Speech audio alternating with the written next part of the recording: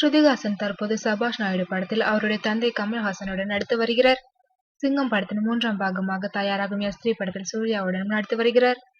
தெலுங்கு, இந்தியிலும் படங்கள் கைவசம் வைத்துள்ளார். இந்தி படங்களில் அவர் கவர்ச்சியாக வருவதாக விமர்சனங்கள் கிளம்பின. சமீபத்தில் ஸ்ருதிஹாசன் கவர்ச்சியாக போஸ் கொடுத்து எடுக்கப்பட்ட படங்கள் இணையதளங்களில் பரவியுள்ளன. இது குறித்து ஸ்ருதிஹாசன் கூறுகையில், நான் கவர்ச்சியாக இருக்கிறேன். அதனால் எல்லோருக்கும் கவர்ச்சியாக தெரிகிறேன். புதுமையாக யோசிப்பது கூட கவர்ச்சிதான். நடிகைகள் கவர்ச்சியை மட்டும் நம்பிக்கொண்டு சினிமாவில் நீடிக்க முடியாது. கவர்ச்சியும் திறமையும் சேர்ந்து இருக்க வேண்டும். என்னை பார்த்து யாரேனும் கவர்ச்சியாக இருக்கின்றீர்கள் என்றால் சந்தோஷப்படுவேன். ஆனாலும் கவர்ச்சியின் எல்லை எனக்கு தெரியும். அதை மீற மாட்டேன். எனது ரசிகர்கள் நான் எப்படி இருக்க வேண்டும் என்று நினைக்கின்றார்களோ அதற்கு முக்கியத்துவம் தருவேன். அவர்கள் எனக்கு ஒரு நடிகையாக மனதில் இடம் தந்தால் போதும் என்று ஸ்ருதிஹாசன் கூறியுள்ளார்.